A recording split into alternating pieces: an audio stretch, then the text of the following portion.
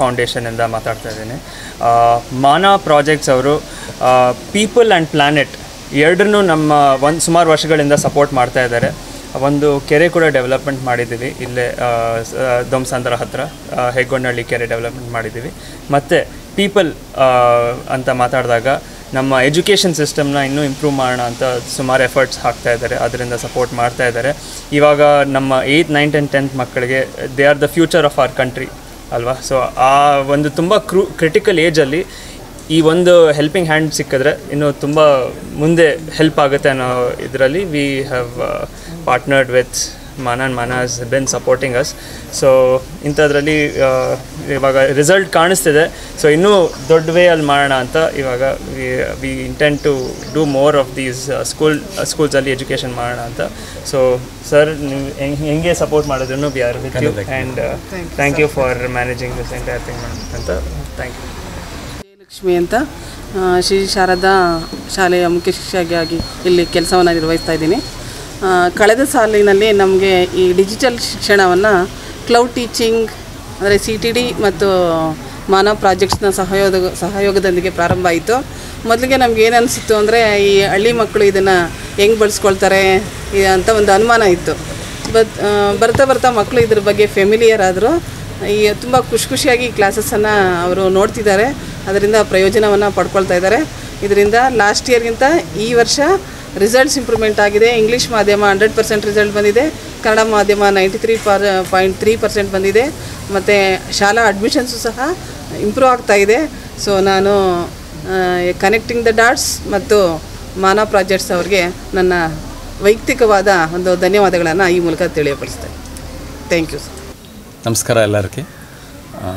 ಇವತ್ತು ಶಾರದಾ ಸ್ಕೂಲ್ನಲ್ಲಿ ಉದ್ಘಾಟನೆ ಇದೆ, ಡಿಜಿಟಲ್ ಕ್ಲಾಸ್ ರೂಮ್ಸ್ ಉದ್ಘಾಟನೆ ಇದೆ. ಅದಕ್ಕೆ ಮೇಡಮ್ ಕರೆದಿದ್ದಾರೆ, ವಿಜಯ ಮೇಡಮ್. ಸೊ ತುಂಬ ಥ್ಯಾಂಕ್ಸ್, ನಮಗೆ ಈ ಆಪರ್ಚುನಿಟಿ ಕೊಟ್ಟಿದ್ದಾರೆ ತಾವು. ಸೊ ಮಕ್ಕಳೆಲ್ಲ ಉಪಯೋಗಿಸ್ಕೊಂಡು ಎಲ್ಲರೂ ಬೆಳೀಬೇಕು. They have to become strong citizens of India and we bless all them with all the digital support from our company, from Mana Projects. Thank you very much. Sir, ಮತ್ತೆ ಬೇರೆ ಸ್ಕೂಲ್ಗೆ ಯಾವ ಸಪೋರ್ಟ್ ಮಾಡಿದ್ದಾರೆ ಈ ಸ್ಕೂಲ್ ಬಿಟ್ಟು? ಮಾಡಿದ್ದೀವಿ, ದೊಮ್ಸಂದ್ರ ಹತ್ರ ಮಾಡಿದ್ದೀವಿ, ಆಮೇಲೆ ಮುತ್ತನಲ್ಲೂರು ಹತ್ರನೂ ಮಾಡಿದ್ದೀವಿ, ಆಮೇಲೆ ಕೆರೆಗಳನ್ನು ಡೆವಲಪ್ ಮಾಡ್ತಾಯಿದ್ದೀವಿ. My name is Ananya. I am studying in 9th standard. I am feeling difficulty in science and maths. When they started the AV class, they are explaining the important points in each chapters, and they are showing in the videos, and their combination videos are showing, and I am not feeling difficulty in science and maths. I am feeling easy in maths because they are giving us the worksheet and they are giving us homeworks, and so we are thankful for Mana Projects. Usha, ನಾನು 10ನೇ ತರಗತಿಯಲ್ಲಿ ಓದುತ್ತಿದ್ದೇನೆ. ನಮಗೆ ಎಲ್ಲ ವಿಷಯಗಳಿಗೆ ಹೋಲಿಸಿದರೆ ನಮಗೆ ಕನ್ನಡ ಮತ್ತು ವಿಜ್ಞಾನ ವಿಷಯ ತುಂಬ ಕಷ್ಟ ಆಗ್ತಿತ್ತು. ಆದರೆ ಈಗ AV ಕ್ಲಾಸ್ ನಾವು ಅಟೆಂಡ್ ಮಾಡ್ತಿರೋದ್ರಿಂದ ನಮಗೆ ಗಣಿತ ಮತ್ತು ವಿಜ್ಞಾನ ವಿಷಯಗಳು ತುಂಬ ಈಸಿ ಆಗ್ತಿದೆ.